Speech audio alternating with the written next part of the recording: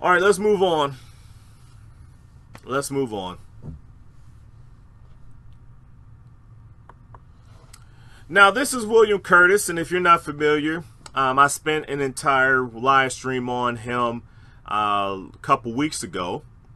The live stream was about how William Curtis is still currently driving a $250,000 car while he is pastor in the Mount Airy Baptist Church, which resides in the poorest neighborhood in the city of Pittsburgh. Now, what I didn't report to you on last Wednesday, when I did the live stream, was I was watching just about 10 minutes of the live stream broadcast from the Sunday prior. And during that service, they had visitors stand, and I caught the middle of 5 young people. They were standing up when I got into the live stream, and he was talking with them. And come to find out, they were students. They were from, I believe, Philadelphia. They were students that had just came up and started the new semester at the University of Pittsburgh. Okay. So during the course of that interaction, just like how a lot of pastors like to play the game, he basically, first of all, puts one of the main one talking, because there was some form of relationship of a church that they weren't to in Philadelphia, and how that church, basically that pastor and William Curtis have some sort of relationship. And because of that, they basically said that this one guy is now a pastor of the contingent from the University of Pittsburgh. And the people were clapping, they were happy and everything like that. And I was like, okay, whatever, that was part of the game. Then the next part of the game stood up, where he was basically saying, well, are y'all hungry? Okay, and we're like, okay, like, are you hungry? What y'all doing after church? Are you getting something to eat? Okay, no, we're going to have you eat here. We're going to have you eat, not here per se, but we're going to get you something to eat. So then they basically said meet after church or whatever, and they went to feed them. Well, this Sunday, same kids came back to church, and they came back to church, and he put up on his Instagram page, him, or not him, but the church providing them food. Let's go look into that real quick. So he went and gave the church was providing them food. Now, this is off of his Instagram page. And I learned how to do web pages too, because Instagram, I can't get a video off of Instagram for nothing. But I learned I could do web pages on my software, so I'm happy about that. But this is what we see from this. Now, as the video's playing, you know, just quick PowerPoint. There he is right there talking with the students. Students are down there in their little conference room, you know, eating food, having fellowship just with them. Nice little picture here.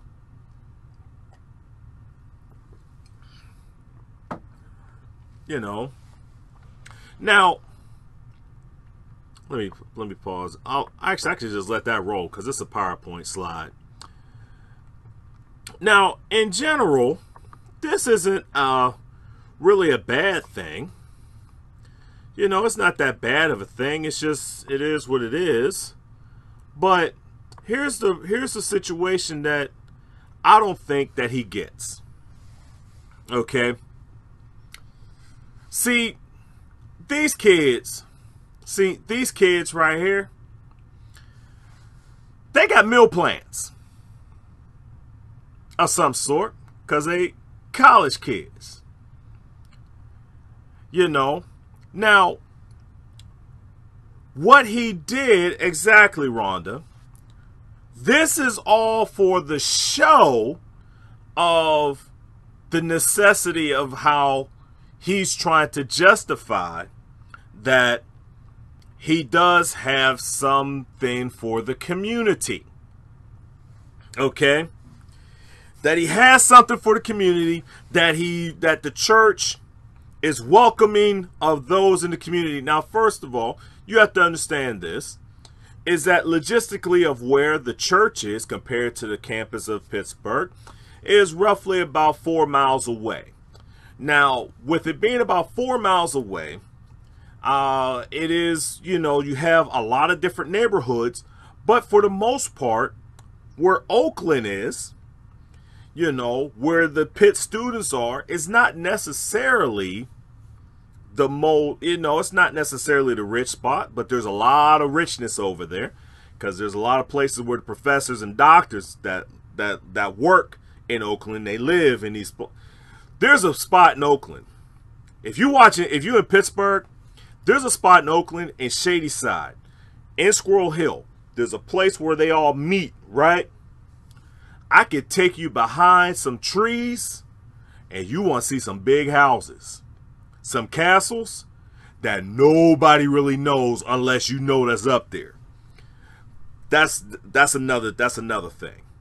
But I didn't want to talk about the wealth. I'm just trying to tell you that these kids, they got meal plans. But the people who live right outside the church, on Mayflower Street, on Paulson Avenue, on Auburn Street, on Meadow Street, on Woodlow, there's a lot. Winslow. I'm sorry, not Woodlow, but Winslow. There are a lot of folk up in that neighborhood that ain't got no meal plans. And they struggling. They ain't getting this buffet here. See this buffet? See that? They ain't getting no buffet. I'll get this playing again for you. Now, they ain't getting no buffet. They not sitting in no conference room. They not trying to fellowship. All they trying to do is just struggle to eat. But yet, the show that we have right here. See, this is what I'm saying. William Curtis does not get it. He still doesn't get it. This was not about how nice you can be to some college folk. Because if you notice about this situation, it's not like Mount Airy went and got those kids. People, let's be real. Mount Airy didn't go and get those kids. Those kids went to Mount Airy. It wasn't the other way around. So, of course, you're given an opportunity to take advantage of this situation. Of course, what you're going to do, you're going to take advantage of it to take some heat off of you as it relates to your $250,000 car. Doesn't get it. The issue that I've been trying to lay forward with William Curtis compared to the issue that I've been trying to lay forward from what was going on is this, is that the church itself, and I've said this about Lakewood during the floods, y'all know that's what the whole, you know, that whole intro, basically confronting Joel Osteen about being the light, the city on the hill, that light that's not being hid under the bushel.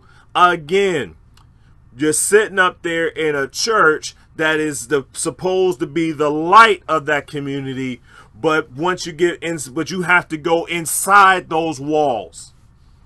And if you look at how the church looks, And I should have pictures of Mount Eric Church, because the way that the church looks, it looks like some sort of fortress.